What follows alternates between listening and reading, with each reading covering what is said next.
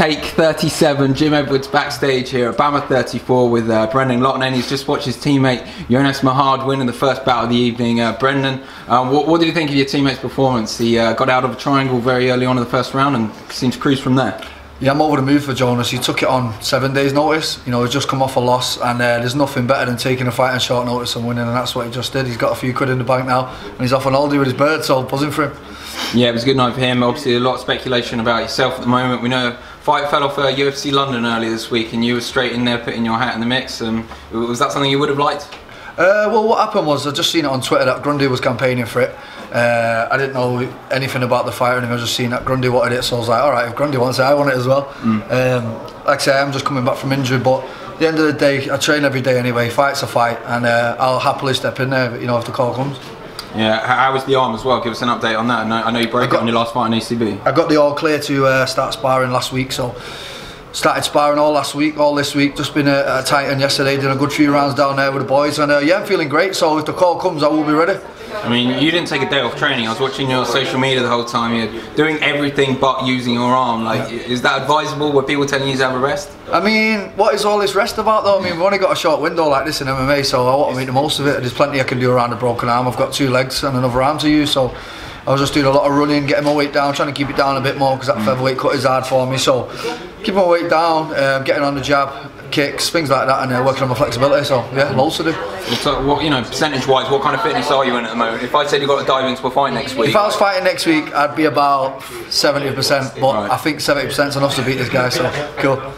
Yeah, I mean, again, a lot of speculation about your future at the moment. You've been saying that you got a few offers on the table. Yeah. Can you tell us anything more about that? Has that developed any further since you last got interviewed? I'm still a free agent as we speak. There is some great offers on the table, and you know, if this doesn't come through, which you know it's a long shot anyway, then there is still great offers, and I'm hoping to fight in the States more than once this year, and with these offers that are on the table, it will happen.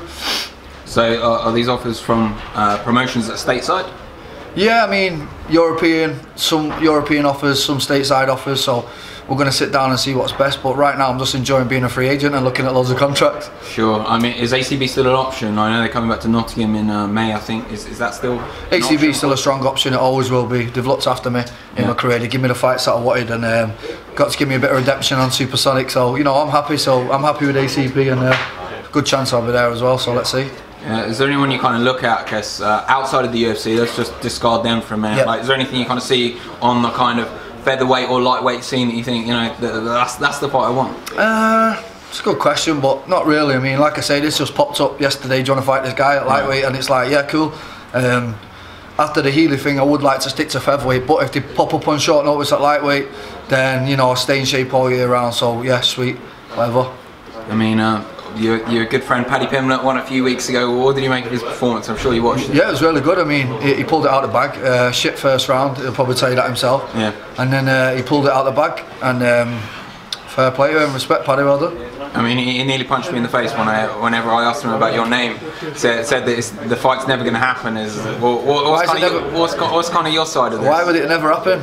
I'm down to make that fight. ACB reached out to him to make that fight. They offered him as much money as he wanted, so you tell me why it's not happening. Well, Paddy says he's never going to fight outside of Cage Warriors. Well, what does that tell you? I mean, would you sign for Cage Warriors if the offer came in?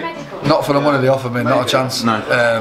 But it was just that whole title tied into fights. Then ACB came along, and ACB paid me great money. So right? why am I going to go for it? It wasn't even a quarter what I got offered of what I'm getting now. So it doesn't make any sense. So if he comes to ACB, we both get paid. Why not? We both get paid massively.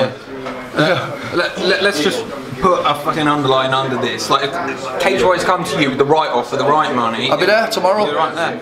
Yeah. Graham, phone me. I've already messaged on Twitter twice. Phone me, mate. Yeah. I'm a free agent. Show me the money. Show me the money, bro. I've been in this shit for 10 years. I want paid for what I do.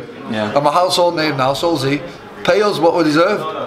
And like, do you think this is? I think a lot of people would regard this as the biggest fight, like outside of maybe MVP Daily, the kind of biggest domestic fight we can actually put on here. So we want to see this. So I want to see it too. I want this fight more than anything. I mean, it is what it is. I've laid my cards on the table. I'm a free agent. If they want to come with the right offer, I'm here. If you want someone to ACB, I'm also there. Yeah. Let's see how much you really want to fight. 55, 45, whatever. And I know he gets all vexed with my name, he gets all angry with my name, but why, mate? Fucking hell, everyone wants to see it, so let's do it. Would you do it in Liverpool? No problem. I'd love to go. Actually, I'd prefer to do it in Liverpool. Yeah. Well, I think we all want to see it. Who knows whether it's going to happen. Just to round this off, like you're back now. You're kind of nearing full fitness. Like when you look at the rest of the year, like what are kind of the, guess the goals you've set yourself? Like what do you want to achieve by the end of like 2018? ACB, I've got a show in May. The other things that I've got planned are around June time. So yeah, expect me May, June at the latest. And like I say, about 70% now. Back sparring, full fitness. So it's just about getting the rounds in now. I've not sparred properly for 4 months now, so it's just about getting my rounds in, not wrestled. So getting that fitness back, and once that's back, jobs are good. Yeah, I just want to ask you one more. Yeah. I know there's a few other people like in a similar sort of situation as you. Norman Park being one. PFL have kind of come to them and said, "Do you want to dip into our £1 million cash grab competition?" Is that something that they've approached you about? PFL's on the table too. Yeah. PFL is there, so let's see. I mean, like I say, PFL, ACB, there's a couple others. I don't really want to go into it with them, but you know, it's they're all great offers, and I'm really humbled and happy to be in this situation with loads of offers on the table, because I know there's fighters that haven't got any offers, so I'm really happy to be in the position I'm in. And like I say, right now I've got no contract. The UFC, you know, I was speaking to them, they were saying if they don't get anyone on the roster, then I'd be in. So if they don't get the one, I'll go and fight next week, no problem. Yeah, well, let's leave it on that. That's a good message. Show me the money. You're one of the hottest free agents on the European mixed martial arts scene at the moment. That's Brendan Loughnane. So, Brendan, thanks for your time, man. Cheers, mate. Appreciate that, Jim. Appreciate that, mate. That's nice.